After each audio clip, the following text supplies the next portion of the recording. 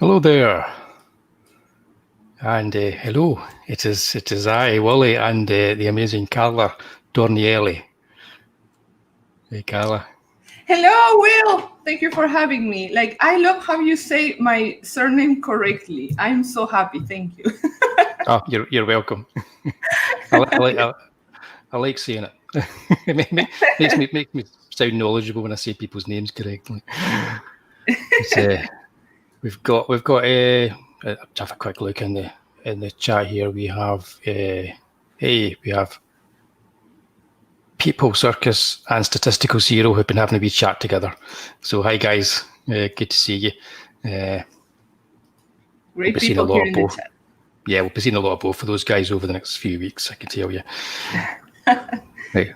Okay, right. What we're doing tonight, I know what we're doing tonight. We're doing another episode of Wullie's comic book Gold. So I'm going to go and shrink us up a wee bit just to... there you go. Episode 4. Carla Tornielli doesn't fear the Reaper. No, not at all. No. So, first things first, before we get started with your picks, which are slightly manga-esque, I would imagine. We're going to have a quick chat about what you've been up to as far as your campaign and everything else. If you're okay with that, let everybody know. Of course. Yeah. Well, actually, we just closed the Green Reaper campaign. It's gone forever, not anymore. No, we're actually in our fulfillment stage. My house is a huge book mess, mountains and mountains of books everywhere. And yeah, we're basically gonna be doing the fulfillment now. And well, we already started, by the way. We've been fulfilling a little. Well, it's a long process. There you go. Thank you, Will. There you go. It's real. I haven't had time to read it. It just arrived the other day. But, good. Well, we look forward to your opinion about it. So yeah, we're basically just have to finish the fulfillment and preparing for our next campaign already. Whew, yeah, so much stuff going on, but yeah, now the campaign is closed. So thank you everybody who backed, who supported us, who had us on their shows, who everything. Thank you so much, and yeah, let's just keep producing and keep making cool books.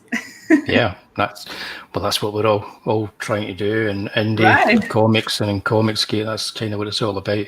Mm-hmm. So yeah, exactly. Cool books.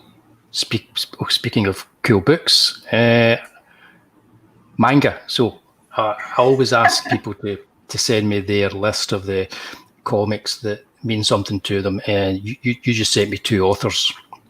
So I went in there and I had a wee look, and I recognised one of them, which was good.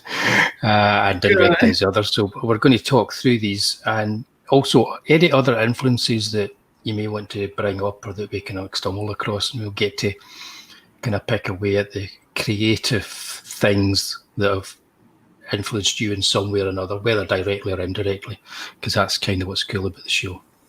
Oh yeah, of course. Like I think like to develop your art, like you shouldn't like just like, for example, like I do manga, not only like just expose yourself to manga, like study from everywhere, like get ideas from all kinds of influences, it's always enriching.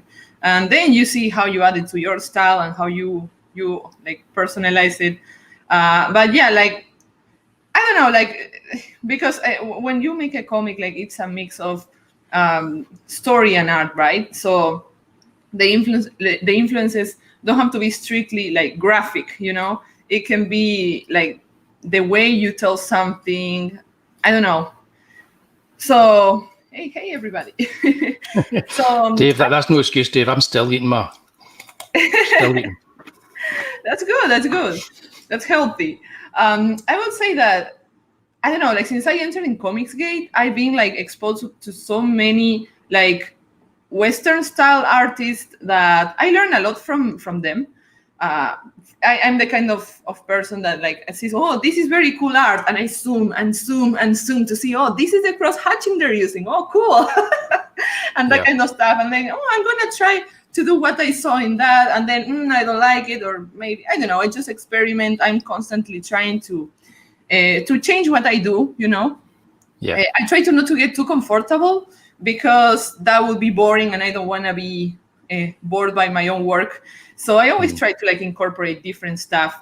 I would say that my style is manga, yes, which is a style. It's not because like I've seen lately a lot of debates over if manga is a style or if what manga actually is. Well, manga is a style. Well, I was going to ask you that specifically, because I've just always thought manga is, I think it's just like a translation means it's irresponsible pictures, something like that, and it's just what it means is it just means comic strips in Japanese. Exactly. Exactly. Like sorry, yes. Yeah. So I mean, what is your understanding of manga? Yeah, of course. Like manga is a Japanese word for comics. Saying manga and saying comics is the same. The only thing that when you say manga, like it implies that the style of drawing is Japanese. Okay, that doesn't mean that it's like a very rigid style. There's a lot of variations, even like sub manga styles, right?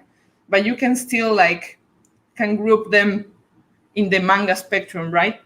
Yeah. And I don't know, some people are just trying to police the term manga and pulling the cultural appropriation kind of a narrative there. And come on, like Comicsgate is a community who's trying to just stay away from the political correctness, the SJWs, all this, so I don't think that pulling that kind of narratives is helpful at all. So no, not at all. I got a little bit crazy yesterday. I don't know, maybe I can blame my pregnancy hormones for that, but oh my God, I got like, no, this is not it. Because I don't know, I feel it's very personal, because like every time I introduce myself, I'm like, hello, I'm Carla, I'm a manga artist, right? Yeah. It's like, that's who I am. My channel is Mangaka Mom. Like everything is mangaka. Look, if you're trying to say that manga and mangaka is like, if you're not Japanese, or if it's not done in the editorial way, like in the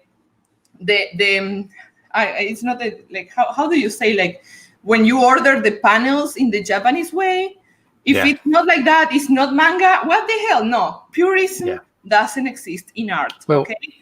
Yeah, I mean, if you look at manga artists anyway, if you take the strips something like Akira, a lot of the panel layouts and design of that are very Western based, so it's not a case of like there's a specific way to do it. It's just a kind of a style of drawing, and even within that, the style of drawing changes depending on the creator and the artist involved. So, I mean, I would say the cultural appropriation thing is just complete rubbish. It's like cultural appropriation doesn't exist. It's been made up by people to try and control everybody. Makes no sense whatsoever. And if you look at some of the greatest manga that we've seen over here that everybody knows, the ones that really kind of got adapted into films and so on because they appealed to Western sensibilities, that's because they also adapted Western styles into them. So if you look at Akira and Ghost in the Shell, a lot of the elements in there, especially with the backgrounds and some of the kind of body shapes and that they use, are obviously influenced from comic books that are European, sort of like artists like Mobius. So anybody who wants to talk cultural appropriation, just shut up, as far as I'm concerned. Of course, well said, Will. I approve that. But yeah, like in art, like every art style is influenced from other stuff, like there's no such thing as purism. So yeah, I agree with Bristolian Dave. I completely agree. He's usually always right, to be honest. He's usually always right. Yeah, I think that right now in Comicsgate, we're starting to see much more manga, like more creators are starting to go like the manga way. And people really like it. People really like it. I think that in the mainstream, well, it's not, and I think it's a fact, manga is outselling Western comics like crazy. So of course that just translates in the comic scene. Like I'm not saying that we're there now, but I would say that it's starting to appear here, and maybe some people like just say, okay, this is Comicsgate, this should be for comics, not for manga, but oh well, whatever. I think that what's fun about Comicsgate is that we have a wide variety of stuff. Yeah, and everybody's allowed to have their opinion. That's the whole point. But the thing about Comicsgate is you're allowed to say to somebody, your opinion's bullshit. And if that's their opinion, that you shouldn't be doing manga, then their opinion is bullshit. Yeah. So on that note, let's have a look at some of the manga that you like. All right. Okay, so now, first up is like I was actually aware of this because it was kind of big in the late 80s. It was reprinted and translated and reprinted. It was one of the first kind of mangas that I was aware of, and that was probably can't say it right. Urusei Yatsura by Rumiko Takahashi. Oh yeah, well like when you asked me what my main influences were, like I had to say Rumiko Takahashi. She is my queen. I love her. Yeah. I have such admiration for her. Well, of course, like she does everything in the manga, right? She's one of the richest ladies in Japan. That's how successful she is. And yeah, it's weird because you see her photograph and she just looks like this normal wee kind of housewife woman. Yeah. and she's created all these amazing mangas. Oh yeah. Yeah, and I don't know, like when you read these stories, you can see like such a perfect balance, because this is the thing. Rumiko draws shonen manga. Shonen manga is manga for boys, right? Yeah. And because you have these two big shoujo and shoujo and shonen manga for girls and manga for boys. The thing is that the manga for girls, like my opinion, this is very personal, it's too sweet for me. It's like just too utopic and idealistic, and I can't get into the story. It's too slow paced, too slow. No, I just can't. Like Sailor Moon and that kind of stuff. But Rumiko, like, it's all about action and fights and stuff. But also, like, what I think that what makes her so special is that she balances so well the action, romantic moments, emotional moments, like everything is mixed together, just like in real life. You have a little bit of everything. She did Inuyasha exactly. And I don't know, like she has proven she can do everything, because like if you see at all her work, she specializes in romantic comedy. That's pretty much Urusei Yatsura and Ranma. But she also has done like more darker stories, like horror stories. Then you have Inuyasha, which isn't a completely dark story. Like it has some horror things, but also like romantic comedy and stuff. Like she's run the whole gamut. Yes. I was unaware that I'd read one of her horrors, but I've actually got it. It must be one of my long boxes somewhere. I remember buying it. I think it was Viz that released it back in the day. We'll get to that in a wee bit, because I kind of, you talk about boys manga and girls manga. So I mean this was really popular and became. I don't know how many movies they made. They made a lot of movies, a lot of OVAs, original kind of video animations. Was there a TV series as well? Well, it was a huge success. There were movies. There were a lot of stuff, and I don't know. Like I think that like the TV series is so long. It's so long. Like I wasn't born when this was like trending, but that's why like I got more into Ranma and Inuyasha more than this one. But I'm dying to see the whole thing. Like I just check like superficially. Well, this one is my favorite. Yeah, that's what I was wanting to get to. I think this is the one that most people kind of like know, even if they don't know that Rumiko Takahashi did it. And I was surprised because when you look at this, I was looking for images for this, and the panda's not that prominent in a lot of the images. Could you give us a little explanation as to exactly what this manga is? Because I've not read it, but it looks. Well, I think I read the first volume way back in 1980 something. It looks mental. Mental? Crazy. Yes, it looks like it's crazy. Yeah, in Scotland we say mental. Yeah. Another word is bonkers. It looks bonkers to me. So just a quick explanation as to what this is.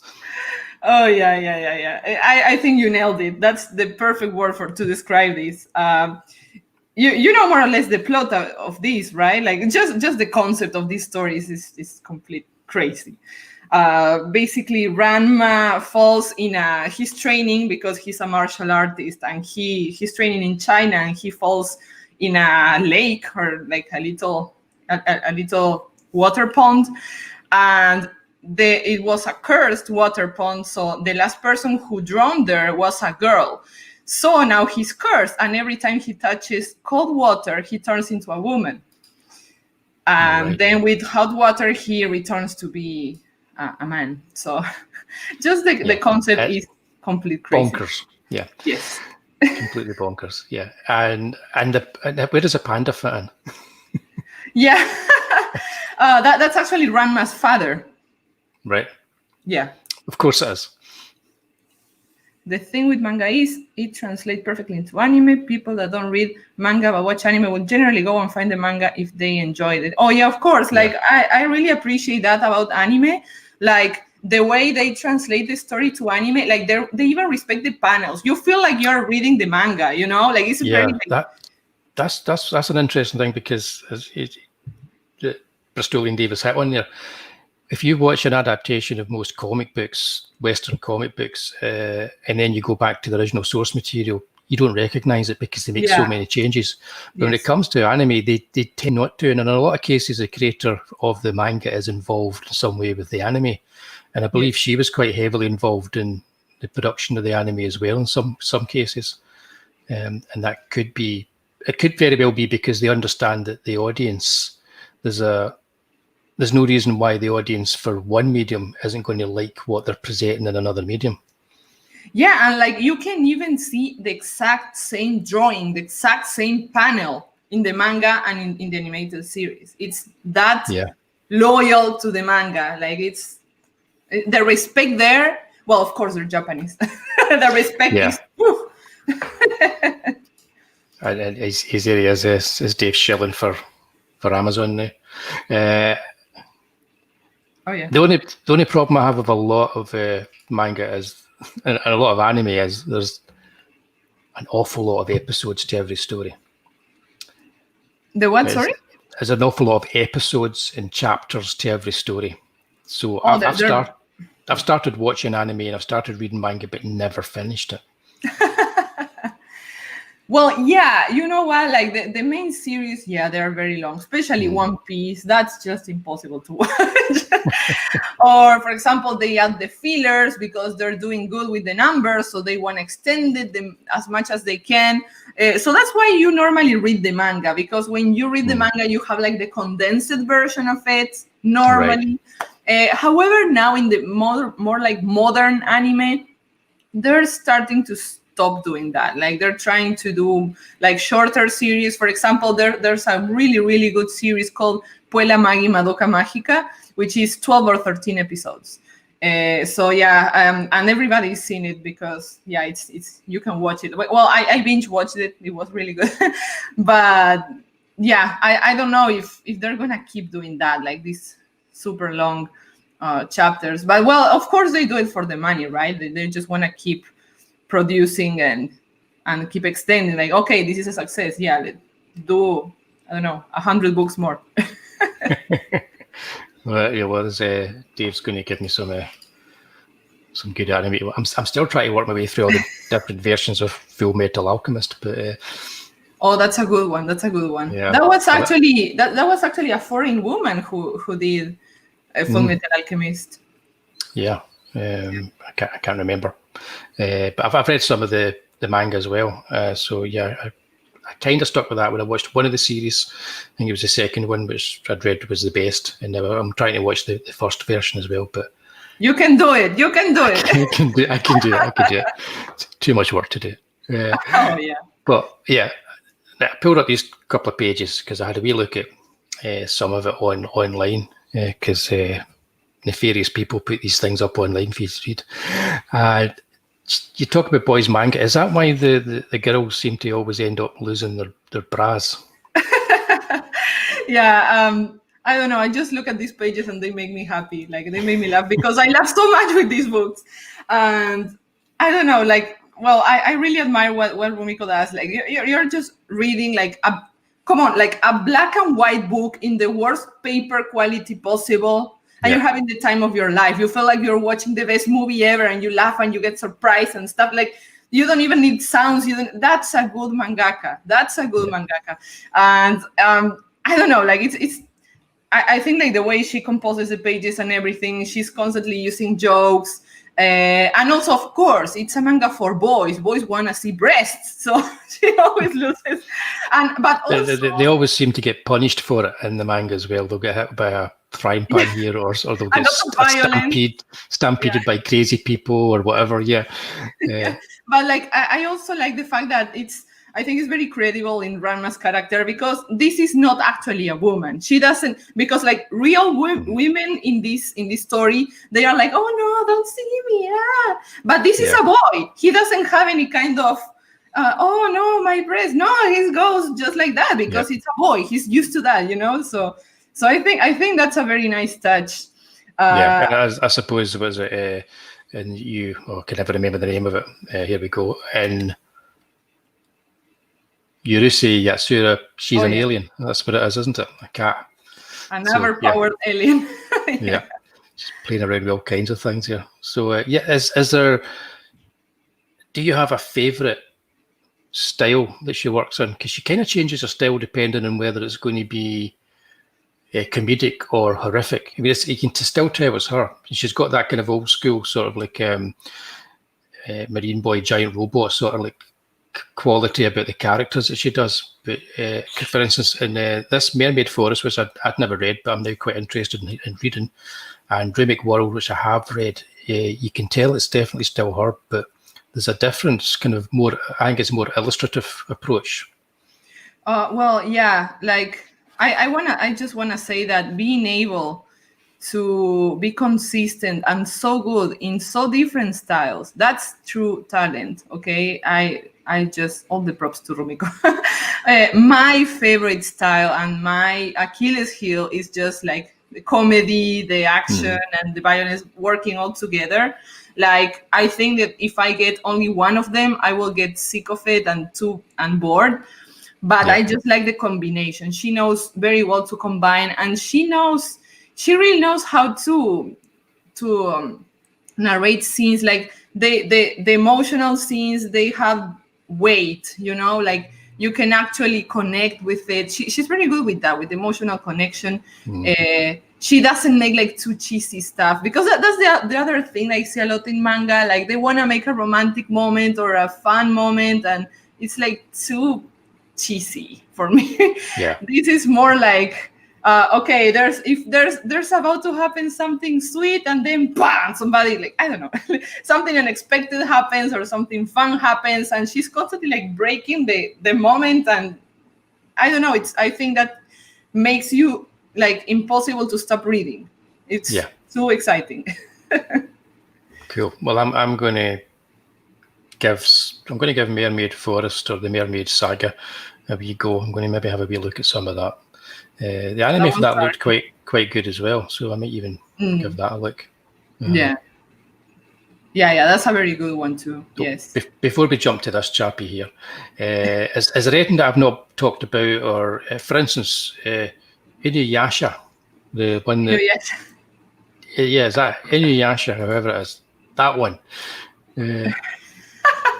It's okay. Okay. I think Inuyasha was after Ranma, I think. Right.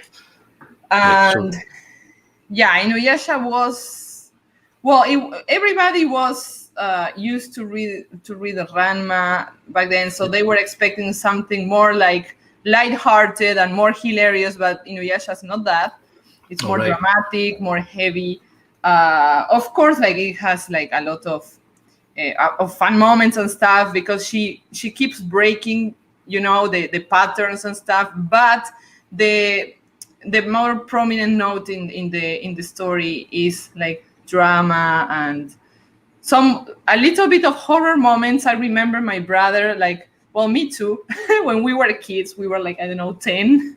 And we were watching Inuyasha's anime, and we had all the nightmares because she uses a lot of the Japanese folklore there, like actual monsters from mythology. Like it has a very strong base in actual mythology from Japan. So they're very scary monsters. Like you can never forget that the Japanese are, if not the best in the world in horror, right? So these like haunted masks flying and horrible faces and stuff. So yeah, and also Rumiko is very good with the pacing and with how she tells stuff. Like she doesn't rush into it, or like she knows just the right amount. So yeah, like you can actually like get into the story and connect. This one, the Mermaid Saga, I heard that's like the darkest one she did. Like Right, I think that the mermaids like eat humans or something like that. I don't know. Cool. Hey, I'm going. That's at the top of my list. Oh no. So you were talking about watching the anime with your brother. Did you come to the manga through watching anime first? Well, when we were growing up with my brother, like we used to live in a farm, right? And we went to school to a very small town, so no, it was impossible to get manga in my country at that moment. Then when I was more of a teenager, some of them started appearing, but nobody was bringing to their stores like old manga like this. They were bringing the new ones, right? They were bringing Naruto, they were bringing that things. I'm not a huge fan, to be honest, but then we crossed the border to Argentina sometimes in the weekends to go, and I could get all the Ranma books there. Oh my God. And I became that's how I met Ranma in Argentina, buying the books. I first read the manga with Ranma, and then I got into the anime. But with Inuyasha, like I have Cartoon Network in the TV, so first I read Inuyasha there. But like it was so like the manga and the anime in Inuyasha are just identical. So I couldn't like have much fun reading the manga of Inuyasha because like, yeah, I know what happens. I in the anime you have exactly the same panel, like it's exactly the same. You don't even have like different angles or anything. No, it's completely loyal. So yeah, I already seen this. I don't need to read the manga. But I feel like, well, for example, in Ranma, since it's like a fun story and it has a lot of jokes and there's a lot of breasts flying around, they don't put that on the TV. So there's a lot of jokes and stuff that they censor on the TV to make it more like PG-13. So when you read the manga, you get like the condensed stuff, you get like the good jokes and everything is more. Even some stories, they don't make it into the anime because they were like too much. But no, there's no such thing. That was really cool. Cool. Right, now you're going to have to give me an education on Hiro Mashima. I'm just going to quickly pull up his Wikipedia page as well while I'm at it. Oh yeah, of course. Like this is a later inspiration I had, like more like when I was 20. I read this manga and I started actually studying how to visually narrate manga with this book.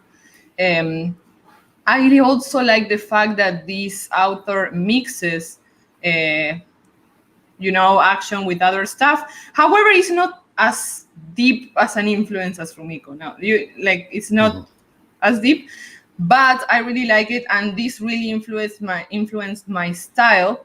Then after we talk about this, I'm going to show you some of my pages, so you're going to see what I'm talking about. Cool. I enjoy this story, but yeah, like it's not the same. It's not the same. But yeah, I like the fact that they mix different things into the story. It's not just action or just I know nothing about him, but just from having looked at some of the pages and some of the images, it seems that his style was heavily influenced by anime stylings. It seems to me that that's the case. And not that I ever really watched any of it, but I can see a lot of kind of Dragon Ball type qualities about the work that he does. So yeah, interesting. This is a new kind of Yeah. series. It just finished like last year or the other year.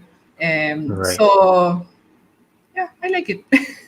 Yeah, I'm checking him here. I've got him up in the Wikipedia. He's got that kind of like a moody sort of look that they do, you know, the face. But okay, cool. Do you have anything you could share with us at the moment? Yes. Excellent, because I think, yeah. But see, when you started drawing, because I used to just sit and copy Jack Kirby and Jim Steranko and John Buscema. Did you do the same? Were you sitting and just kind of like copying the manga that you were seeing or the anime that you were seeing? Well, I always suck at copying. I try to do it and I suck. Yeah. So I try to understand it. I try to see the pattern there, to see what his resource. Like, for example, I try. This is how I study. I try to, okay, this happens in this part of the story, right? I have this script, this part of the script. Okay, I'm gonna narrate it, and then I do it, and then and then I encounter little problems in the process, like how do I narrate these in just a page? Because I don't want to use 3 pages to tell this. This is like something short. How do you solve this little problem? How do you show this without telling it, or spoon feeding it to the reader? And then when I read it that way, when I read these mangas that way, I see what you did there. Like I see how you solve this problem. So you're doing this, so you don't have to do that in the future. You know, I see how you position it, how you make the panels. I think that the panels, like in manga, more in modern manga, they are so sophisticated. They look like modern, and you know, they are not like just squares. They're like, they have all these fancy shapes, but at the same time they are clean and they are not distracting, and they the reading flow also, like where the eyes are gonna go first, and then, you know. So I think I learned a lot. I learned a lot from that book, but it's something you really have to pay a lot of attention. Like, it's not very instinctive thing to do. No. You're gonna encounter a lot of problems in the way. Like, if you wanna do it like good, right? Like, I mean, you can always solve it some way, but see a little tattoo right there. Yeah. Hey, Tatsunami, what's up? How are you, my friend? So yeah, I think that you really have to put a lot of time and effort, like trying to actually care, you know, to actually care how you're gonna present it in your story. So when you were reading the original reprints or the Argentinian copies you were buying, they would have been flipped, so you were reading them left to right. They were mirrored, yes. So now it's most of them are just printed right to left, the way they were originally drawn. Yes, exactly. I think because it's a lot cheaper to do that. They don't have to, pay somebody to do all that. Exactly. Yes. I still, I can read them right to left, but I still, because they have such irregular panels, sometimes I find it quite difficult to know what panel to read on a crazy page. Yeah. You know. Yeah, I actually, when I went to Argentina, I didn't only buy Ranma, I have to confess. Like, I bought a lot of Ranma at first, but then I was like, okay, what else is out there? You know, I want to see more. And I bought some Carcaptor Sakun shoujo manga, like manga for girls, because I was curious. I hated it, but like there were also like these to preserve the original drawing, the original everything.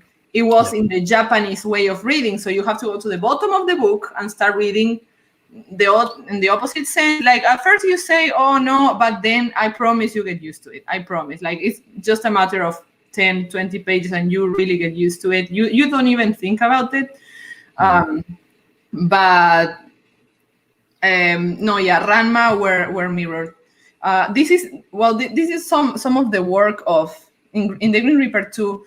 we were selling Green Reaper 1, Green Reaper 2, and also the spin-off, which is the Curse of the Medallion.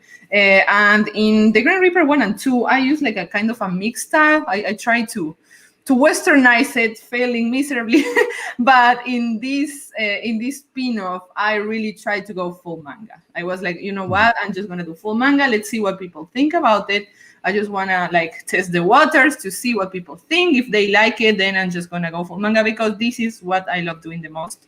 You know, like at first, like when we appeared in the CG scene, we were like, okay, this is about comics, right? Not manga, comics.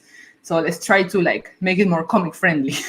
I know, like you can, like I cannot, like my hand cannot fool the readers. It always shows manga influence there. Like it's just how I draw. It's just how I draw, how I always drew. So like I can, yes, and I suck at copying. Because I could say, okay, yeah, I'm just gonna copy this style. No, I can't. It's impossible for me.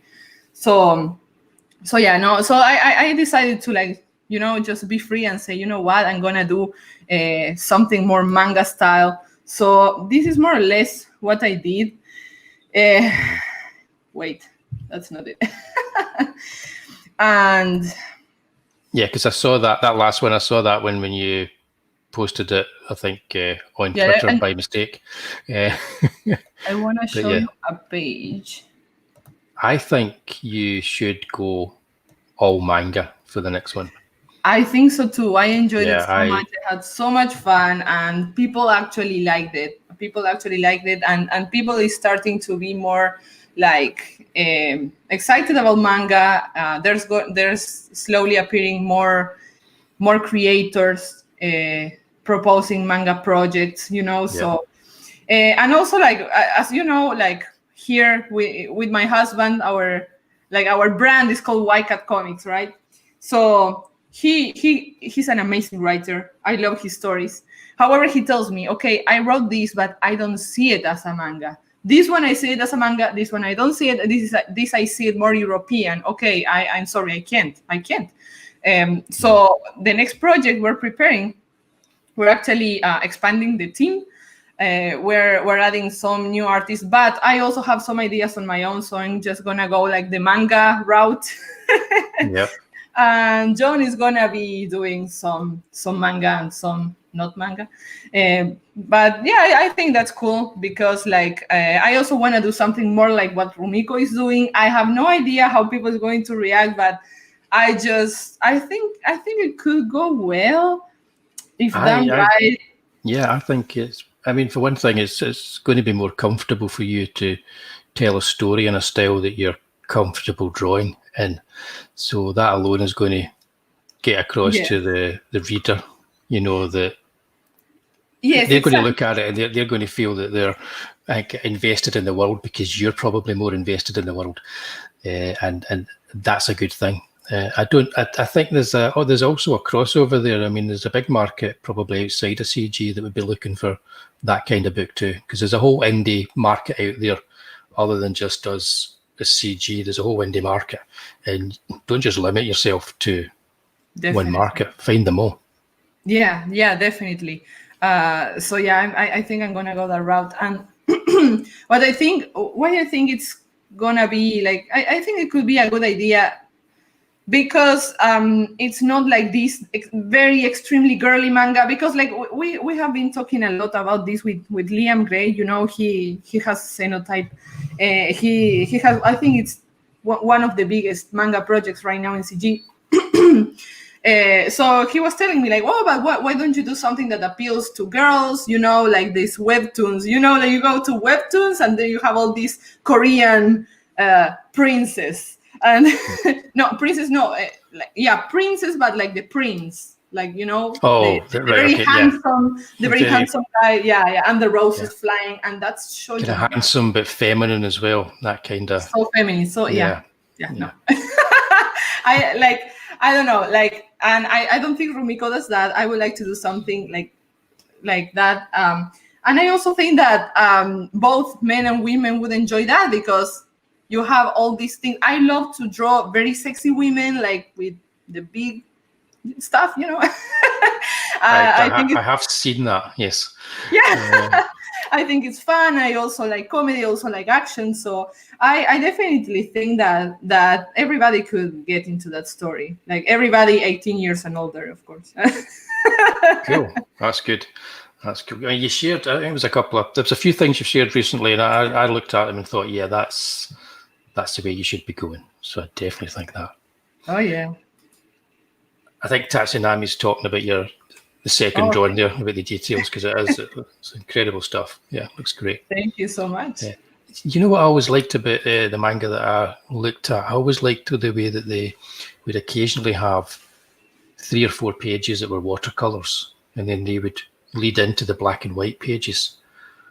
Don't do that as much now, but I always thought that was really nice, and it kind of like it's really nice. It's really nice, and also I really like it when they use also the India ink. I don't know how you call it, India ink, China ink. Yep. India ink. Yep. It has this watercolor effect also. It's really nice. Yeah. Yep. No, Imega. Thanks for turning up, Imega. Very bad, Imega. Yeah, it's shocking. Punishment's coming out. Look at all the speed lines as you did the karate chops there. No, thanks for turning up, mate. You'll enjoy the rewatch, I'm sure. And yes, call me Mark. Oh, Mark. Mwah. Thank you. Thank you very much. I look forward to do something for you, Mark, for your, because I think he's planning a manga. Or maybe I shouldn't say that. Sorry. I think Call Me Mark is planning world domination. That's right. That's of course, he's a commie. Of course, he does. Yeah, and he will succeed, which is why I've got my card carrying communist flag. Just when he does, just to make sure I don't get shot against the wall. I'll be there with him. Oh yeah. Yeah, but so Wait. I wanted to share one more page that I tried to and I failed. Wait, just a second. Where is it? Oh, I don't have it. Okay. Yeah. Yep. No, you look for it. They can watch me drink my gin. No, I opened it, but I opened in the software. But okay, I'm just gonna share the screen here. Okay. No problem. No problem. This is if you see this page, I think that you can see. Okay, this is a huge. Well, this is a spoiler, but whatever. Like, you want me to take it down? No, it's okay. Like if you see this, like this big panel here, I would say it's more like Hiro Mashima oriented, like aesthetically, if you see the faces and the stuff. But then you see like this one in the bottom. This is so Rumiko. Like I remember how would Rumiko do this scene? And I came up with this, and I don't know, I just think it looks pretty much like what she does. But for example, if you pay attention here in this page, like I think it's important because in manga you don't have a single wasted space, right? So your eyes go from here to here to here to here to here. Like, you know, there's so much going on in just one page. You don't waste it. So it also makes it like more dynamic. You don't have to like read like 10 panels to describe a whole situation. I try to condense it very well. So yeah, I'm gonna stop sharing because now I feel bad because it's a spoiler. But like what I tried to show was that like you previously design what the eye is going to do, and it has to be like text, drawing, text, drawing, text, drawing, everything happening in the same panel. So you feel like it's moving, it's alive, you know? And also the exaggeration, I think it's crucial. Like you have to exaggerate as much. I hear you. Yeah, I wouldn't worry about spoilers because what I've found out is if people see this stuff, it brings them to your campaigns. It does. They quite like spoilers in this day and age, you know. So I wouldn't worry about that. Yeah. Yes, that's. I often blame YouTube for many things. I don't know. Yeah, definitely do.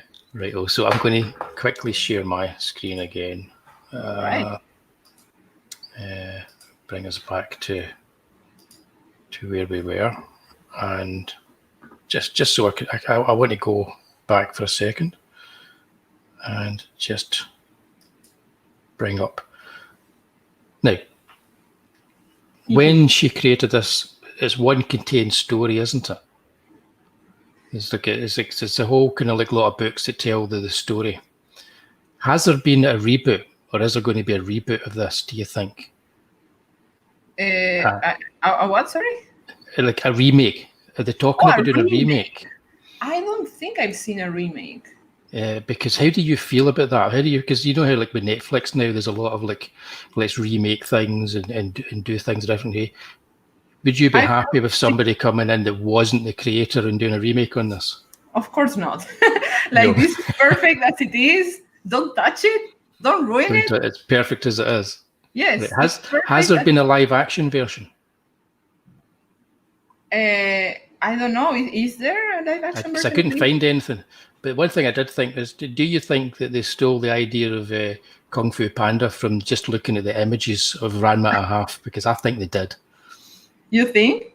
I think they did. I think it was as basic as that. They says we have to have a Kung Fu Panda. I've got no proof. But I'm sticking to that. Well, yeah, if you think about it, Ranma's father, the panda is Ranma's father for those who are listening. But it's not that his father is a panda. It's actually his father is human, but he fell in a little pond where a panda drowned. That's why he turns into a panda, and he's very lazy, so he actually enjoys being a panda, and like he does it in purpose. He stays a panda because everybody pets him and he doesn't have to do anything. But yeah, he's an expert martial artist, so makes sense what you're saying. Yeah, I think so. Yeah, I've got a good nose for people stealing things. Yeah. That was unfortunate. Go straight to my campaign after saying that. I shouldn't do that. Awesome. Yeah. Now I was going to bring up your campaign, but it's not live just now. It's closed. The Green Reaper is closed. It's closed. So we're going to be looking at more than one campaign coming from both yourself and John in the future. Of course. Thank you very much. Yes. So what is going to be first up? Do you know? Is it going to be Grim Reaper 3? Or is it going There's going to be a part 3, but there's going to be like more in the future. We're trying to do something different now. And as I told you, like John is writing some stuff, but I'm also going to be working. I'm going to working in Red Gaze Sandstorm. He's going to make a comic out of a manga. It's going to be a manga, of course, of Sandstorm. But also I have like my own projects. As I told you, I plan to do something like this, like more like Rumiko. So we're going to be managing several different projects at the same time. Of course that John is going to help me write it because I'm not that good at writing. I prefer to just focus on the drawing. We make a good team, I think. So yeah, guys, please expect more from us. We're going to be producing more and more books, and if you want to see like the process of how I draw, and I do a lot of tutorials. If you're interested in drawing manga, please check Mangaka Mom. That's my YouTube channel. So if you're curious, you can check that. Thank you. I think I may have it in the links below. If I don't, I'll add it. Definitely. I've got your Twitter. Do I? There we go. Hang on a second. Here we go. Always forget to turn on the banners. But you can also, I would suggest if you're not already, I think everybody in here already is following you, but if you're watching this and you're not, at Carla_Tornielli. There we go. Oh, yeah. So I'm just going to quickly, because I can't be bothered with all the shelling, but I'm just quickly going to dive through a bunch of CG UK books that are out there, or CG UK adjacent or whatever. So of course I'm going to start with Ales of Dark Werewolves and Bumpus the Conclusion. It's going to go live on Halloween. Awesome. So there'll be stuff leading up to that week, leading up to it, and it'll go live on Halloween. If you're not on the mailing list, you're missing out. Yeah, get your email in here. Agree to the terms. You don't bother with signing up to their newsletter because they send you so much crap. It's not real. So just click that one, sign up, and you'll get your email through. Click on that, and that's you'll be sorted. There will be a secret tier that only goes out to people who sign up via the email address. Awesome. It could very well be that you're getting a percentage off, or you're getting something that nobody else is getting with your whatever tier it is you choose. Okay, I'm still working on the tiers, but you are going to get something that's only going to be available to people who sign up via this Indiegogo early bird discount. It's turning more and more creepy. Now there's more blood. She does. Well, that's not in the second issue. There's a vision of her that's like that. Whether it's her or not, we do not know. It may well be. Is she indeed as dark as that? If you come along to this page, you can watch the most recent trailer. You can watch this little video here, which is about a minute long. It shows me flicking through the actual, it shows me flicking through the actual comics that were released, and all the comics are going to be available in this campaign. So this is the first campaign I did, and it was a continued story. After this, they're all going to be self-contained. So this campaign will give newcomers the chance to buy the complete story. It's like getting the whole story of Werewolves and Vampots. Anybody who already bought the previous issues, they'll be able to get the final bumper size, big final issue of Also Dark Werewolves and Vampots. Anyone who missed out on the Tatty Bogleman 3D comic, that's going to be available as an add-on as well, and you're going to want to get that. Even if you can't see the 3D, it's got the story in 2D as well, so you can read it in 2D or 3D. So yeah, so please sign up if you haven't already to Also Dark. That's a Werewolves and lot of Vampots. It's a lot of book, and it's also very nicely priced, so you're not going to break the bank. And that's a recent page from it that I've been working on. It's got werewolves. Thank you. It's got a werewolf with a mustache and a monocle. You're not going to see that in any other book, except for this one. How much did it take you to do that? That looks amazing. That took me 2 days to do. Yeah. I can definitely see all the hard work, the blood, sweat, and tears. That's not the blood from the werewolf. It's actually Will's blood. It isn't, I know. In my head, I wanted like a 1-page sort of Jack Kirby like sort of like face, screaming sort of character face, and that's what I did for this. You should really use that image to promote the book, like I don't know, as an avatar or something. It's really good, really, really good. Thank you. Yes, thank you. Yeah, I will be throwing it out into Twitter and Instagram like a crazy person over the next few weeks. So that's going to happen. So please do sign up for this campaign.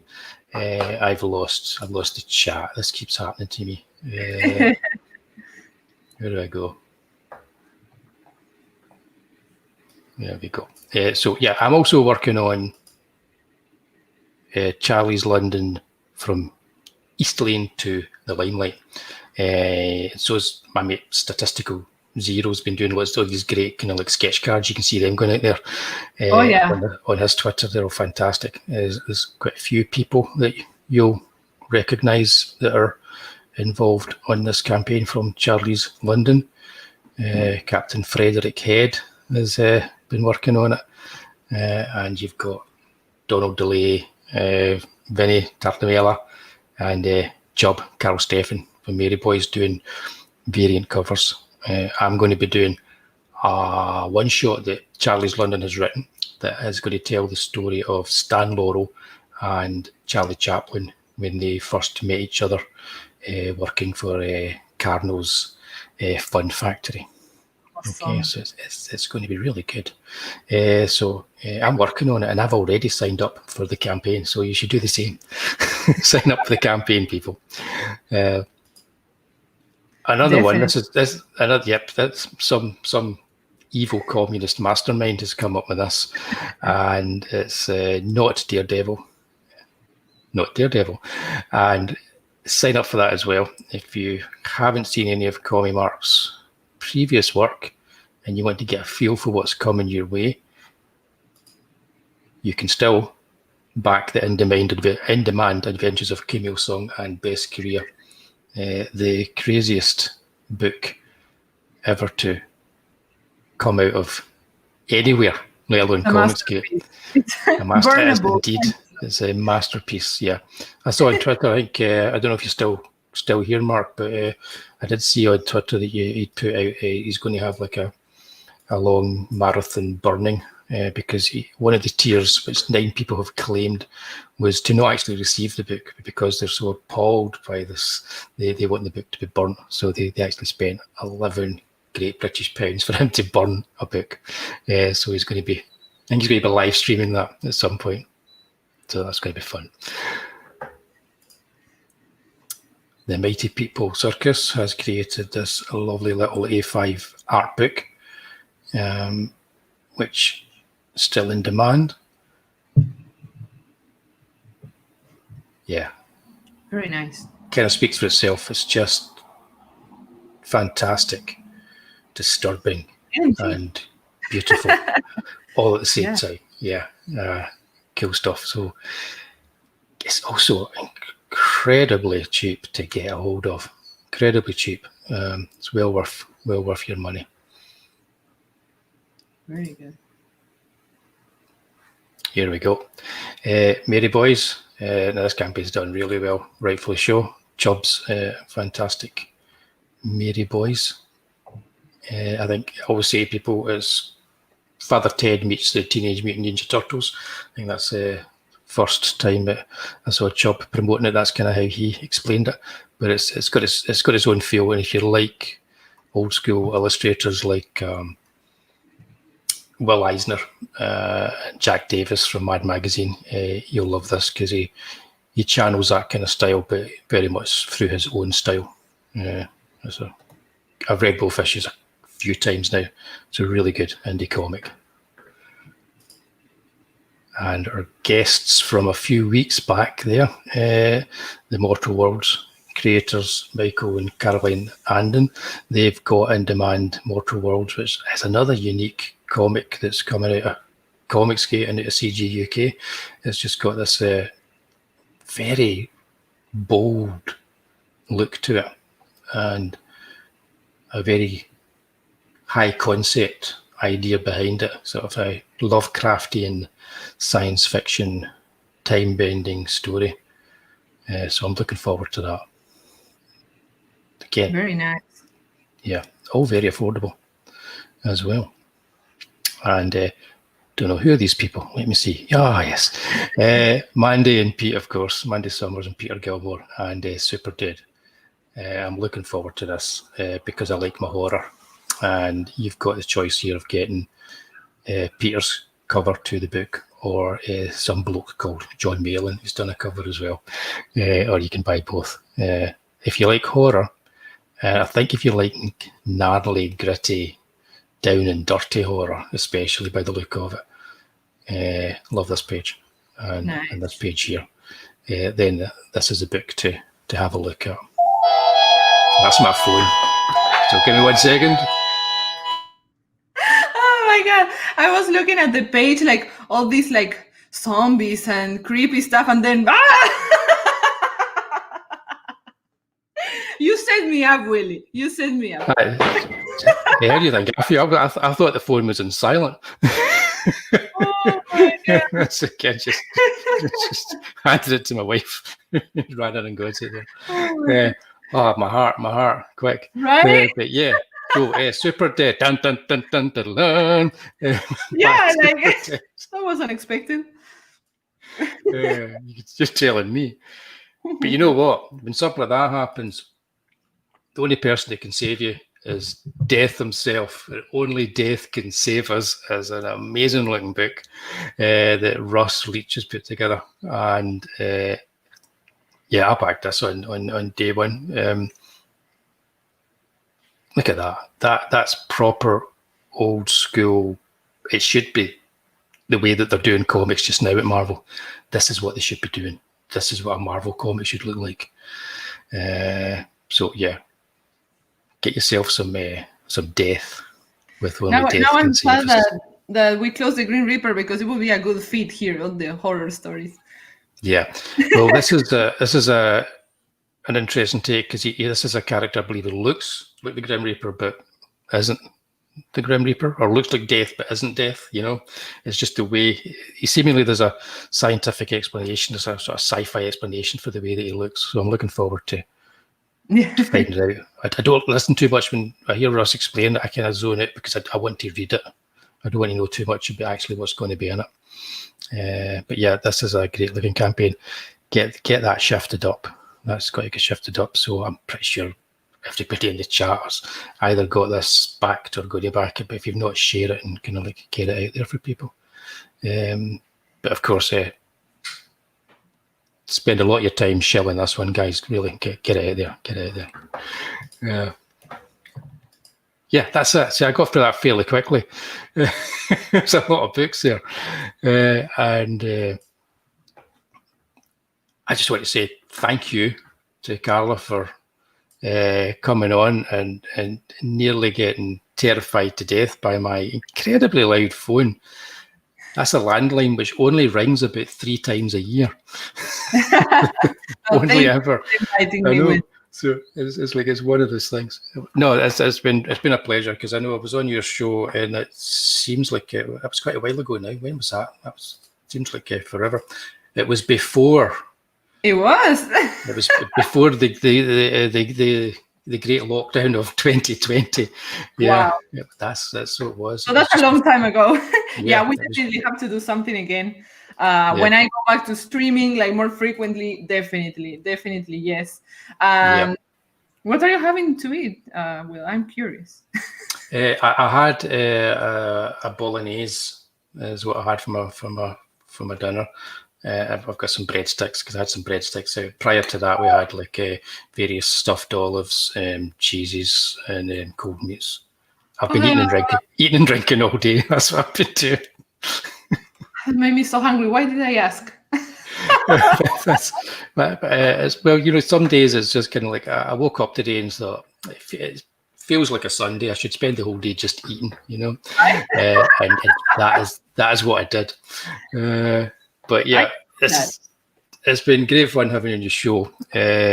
Carla, 4th guest, doesn't fear the Reaper. She should be quite thankful of the Reaper, pretty much, because it's a good-looking comic and I can't wait to read it. What is it? Where can we catch you on YouTube? When are you on next? Sorry, what? Where are you on next on YouTube? What's the next show you're going to be on? Wednesday? Is it Wednesday nights that you're on? Is it? On Tuesdays. I actually do the Power show on Tuesdays. Right. I'm trying to get back to making videos to Mangaka Mom, which is like my manga and anime channel. So I'm gonna be returning soon. I just wanna finish with the fulfillment first, and then I'm gonna be back. But yeah, you're very probably gonna find me on Tuesdays at it's 4 p.m. Eastern time every Tuesday for the Powerpuff Girls show. We review books, we talk a lot about comics, and we just have fun and say a lot of very ridiculous stuff. So yeah, just go check us out. That's good. That's good. I do pop in every now and then for a few minutes to say hello. If I see people on, just to let them know that I hit that like button. So I do. Yeah. I'm going to be. I only ever do this on the one night. I'm on with CG UK Wednesday nights. We had the good one last night. We just spent the whole 2 hours bitching and moaning about superhero movies that were coming out. How bad they were all going to be. So that's entertaining. You should check that one out. I'm going to be back next week with my mate Statistical Zero, and we're going to be talking about the Bond films of Roger Moore. And yeah, if you haven't checked out last week's show, Wullie and Stato at the movies, we talked about Sean Connery and George Lazenby and their Bond films. And it was a marathon show. It was one of the longest shows. We were over 2 hours chatting about James Bond. So I've got a funny feeling that next week, so it's settle in, because we're going to be spending a good evening talking about Roger Moore. And it's probably going to be filled with lots of very bad jokes and double entendres, if I've got anything to say about it as anyway. And then 1 week later, we're going to class it up a little bit with some art, and we'll be getting the Mighty People Circus, Art for Art's Sake is what I've called it. And we're going to be talking about Phantom, and he might let us into a few secrets of, I don't know, about what he's got up his sleeves for the future. But the main reason he's going to be here is going to talk about the comics that have influenced him, that he likes, just like Carla's done tonight with the manga that she loves. So, again, thanks to everybody that's popped in tonight in the chat. It's always fun to see what you're talking in there, and it's good to have you here. Otherwise, what's the point in us being here and talking? You know, actually, the point of us being here and talking is it's good fun. It's always good to talk with you, Carla, and thanks for helping me out and coming and doing the show tonight. Thank you for inviting me. It was super fun. Okay, thanks. See you guys.